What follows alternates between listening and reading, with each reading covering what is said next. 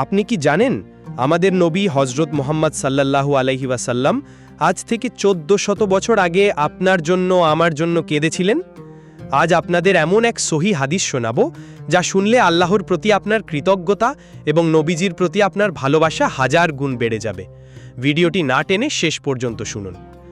সহি মুসলিমের এক বর্ণনায় আসে, একদিন আল্লাহর রাসূল সাল্লাল্লাহু আলাইহি ওয়াসাল্লাম কোরআনের সেই আয়াতগুলো তেলাওয়াত করছিলেন যেখানে পূর্ববর্তী নবীগণ তাদের উম্মতের অবাধ্যতার কথা বলছিলেন। আয়াতগুলো পড়তে পড়তে নবীজির মন নরম হয়ে গেল। তিনি তার 2 হাত মোবারক আকাশের দিকে তুললেন এবং কাঁদতে কাঁদতে বলতে লাগলেন, ইয়া আল্লাহ, উম্মতি উম্মতি, হে আল্লাহ, আমার উম্মত, আমার উম্মত। নবীজির এই কান্না দেখে আল্লাহর রাব্বুল আলামিন জিব্রাইল আলাইহিস সালামকে বললেন, হে জিব্রাইল, তুমি মুহাম্মদের কাছে যাও, যদিও আল্লাহ সবই জানেন, এবং তাকে জিজ্ঞেস করো তিনি কেন কাঁদছেন। জিব্রাইল আলাইহিস সালাম এসে জিজ্ঞেস করার পর নবীজি তার উম্মতের প্রতি চিন্তার কথা জানালেন। সব শুনে আল্লাহ জিব্রাইলকে বললেন, জিব্রাইল, তুমি এখনই মুহাম্মদের কাছে ফিরে যাও এবং বলো, হে মুহাম্মদ, আমি আপনার উম্মতের ব্যাপারে আপনাকে সন্তুষ্ট করব, কখনো আপনাকে কষ্ট দেব না।